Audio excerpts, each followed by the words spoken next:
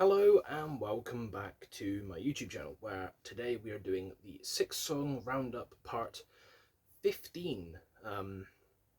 So we're just going to jump straight into it with Suicide Silence's new track Thinking in Tongues, which is 3 minutes 25 seconds. Now,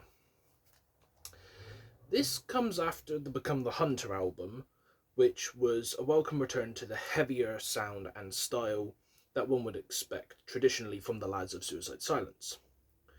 Thankfully, this is not a departure from that heavier style that they brought back in that album. With groovy, heavy drums and guitars, some very solid high vocals from Eddie Hermida, as well as his gutturals too, which are showcased very well. If this is an indication of things to come from them, I'll be very happy, and I'm glad I stayed around after that self-titled clusterfuck, which could arguably one of the be. It's not arguably. That's a fucking lie. It is, without a shadow of a doubt, the worst album they've put out.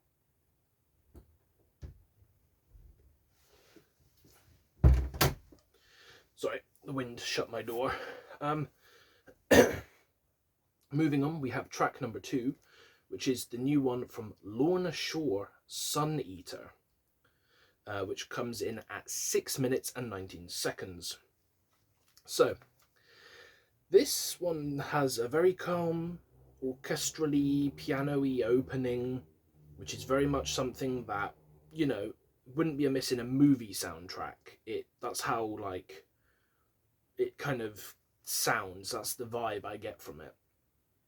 Until the blasting fast drums come in with Will Ramos's demanding voice. It fits with the And I Return to Nothingness sort of EP vibes, which I'm glad about, but occasionally the vocals do seem to shift and take a bit of a back focus to the actual musicianship of the rest of it. So I don't know if that's just something that they did in this particular song, and I hope that's not going to follow into the full album, but to serve as the first song for that album, I do believe it is a very good, solid, first single. So, there is a solo in the song, which I really enjoyed. But yeah, like I say, it definitely does get me interested in the new album. So, moving on to track 3, we have a new band that I've found, which they have an upcoming album, which I will be reviewing at some point. And this is Suffer from the UK. This is their track, The Narrow, which clocks in at 4 minutes exactly. So, this one has some very solid vocals, very muddy, quick-paced at times, and the drums definitely stood out to me. They were really solid yet simple, but like I said, which didn't take away from the enjoyable factor of how good they were. The rest of the musicianship on the track was very solid. I definitely recommend looking up Suffer UK. And I'm interested to see what they do on the album, because this was a really decent track, and I believe this is off of the album. So, yeah, good things could be coming with that. Moving on to track number 4 now, we have Illenium, I think. Yeah, Illenium. With their song Shivering, featuring Spiritbox, which is 5 minutes and 1 second long. So, this track opens strong with Courtney LaPlante's vocals, which are clean, well-focused, and then there's a drop, which I wasn't expecting. Going into this, I didn't know who Illenium were. I wasn't sure what to expect. I kind of just assumed this was the Spiritbox guys teaming up with another band to perform a banger track. But yeah, I didn't expect a drop. And then the instrumental which was like metal yet kind of techno dubsteppy at times. Yeah, the screams going into like dubstep transitions was smooth and well performed. Again, like I said, I wasn't expecting it. It was definitely something different from Spirit Box. Um, I would lie. I would lie to say I didn't enjoy it. And personally, if Spirit Box wanted to team up and do more stuff like that, I would be interested in it. But then again, I'm the same guy that liked when Korn did their album with like all the dubstep guys, so maybe that's saying more about me than the track. Who knows? Moving on, we have track number 5, which is Left to Suffer, and their song Fatal Attraction, which clocks in at 4 minutes and 5 seconds long. Apologies. So, this is simple to sum up in one word. Banger. But that's lazy. So, what do I have to say on it? The vocals are crisp and enjoyable. The instrumentals are groovy and heavy.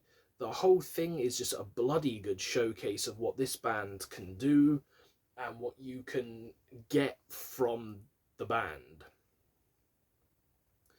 The chorus too is impeccably solid, and the guitar work was brilliantly done.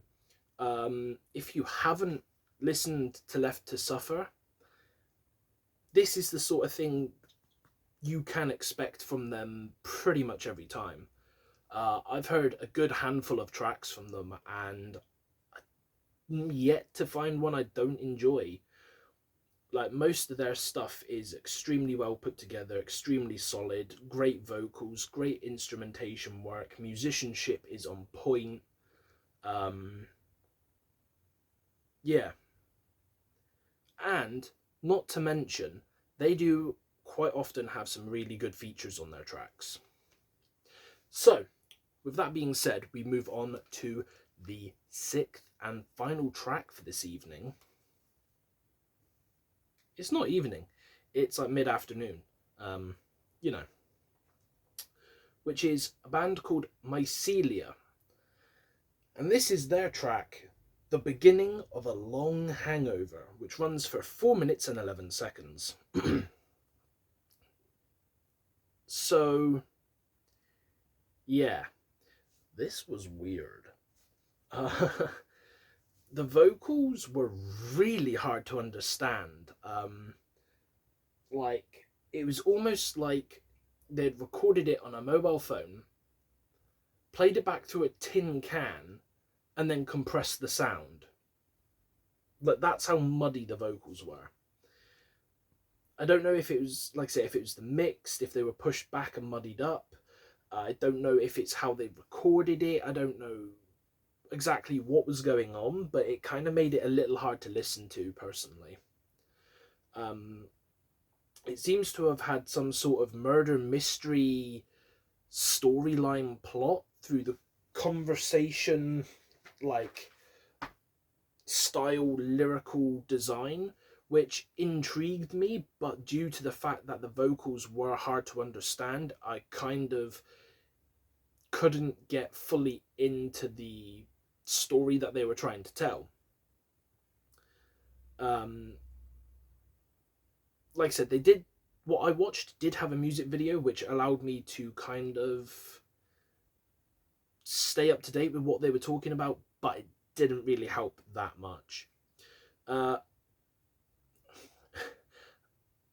Near the end, it goes all glitchy and techy, and kind of that's how they round it out.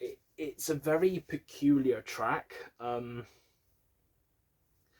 Considering it was like my introduction to the band as well, I can't say it left a very good impression, but it wasn't also an extremely negative impression, so I would be inclined to look up other songs of theirs to see if they're all this sort of style, or if this was just a one-off Because the problem is, like I said, I really I am a very vocal guy.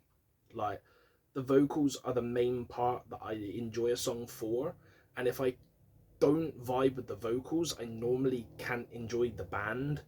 Um, but like, with that being said, it's not always that case. Like, if the instrumentation and the musicianship is good, it can draw me in. If the vocals and the mix and stuff are bad, I have stuck with bands through poor mixes. Like, there was one Escape the Fate album where the mix on some of the tracks on the album was just awful, and then they came back with a better mix but a softer sound. So, it is kind of a case of, do you like that sort of thing or not? And for me, the jury is out. The verdict is not in, you know. But with that being said, that was the 6-song roundup. We do have another 6-song roundup that is compiled.